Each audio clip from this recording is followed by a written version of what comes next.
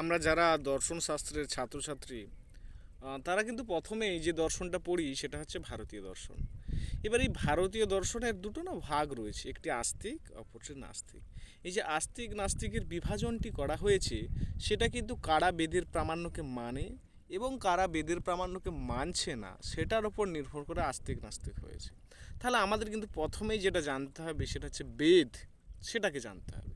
সেই বিষয়ে জাস্ট আমি একটু কথা বলবো, একদম ইনিশিয়াল কিছু কথা বলবো। দেখো, এই যে বেদ কথাটা না, বেদ কথাটা সংস্কৃত শব্দ বিদ ধাতু থেকে এসছে, যেটার বিদ ধাতুর অর্থ হচ্ছে আহ, জ্ঞান বা জানা।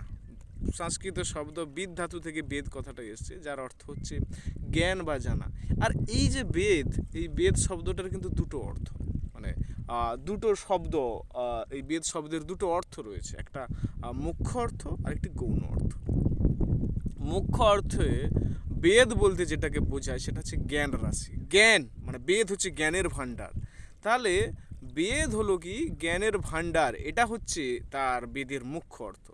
এবং গৌণ অর্থ কি না, গৌণ অর্থ হচ্ছে বেদ হলো কি না শব্দ রাশি। বেদে যেহেতু অসংখ্য শব্দ রয়েছে, হ্যাঁ, আর সেই শব্দের মাধ্যমে আমাদের জ্ঞান হয়, তাহলে বেদ হচ্ছে শব্দ রাশি, এটা হচ্ছে বেদের গৌণ অর্থ। হ্যাঁ, এবার এই যে বৈদিক জ্ঞান, সেই বৈদিক জ্ঞানগুলো বেদে যে সমস্ত জ্ঞানের কথা বলা হয়েছে সেগুলোকে তো আমরা প্রত্যক্ষ দ্বারা পাই না, সেগুলোকে পাই কোত্থেকে? শব্দের মাধ্যমে পাই। শব্দের দ্বারা বেদের জ্ঞানটা প্রকাশিত হয়। তো এটাই হচ্ছে বেদের গৌণ অর্থ। এবার এই বেদটা শব্দের দ্বারা যে প্রকাশিত হয় সেই বেদ হচ্ছে না অপরুষীয়।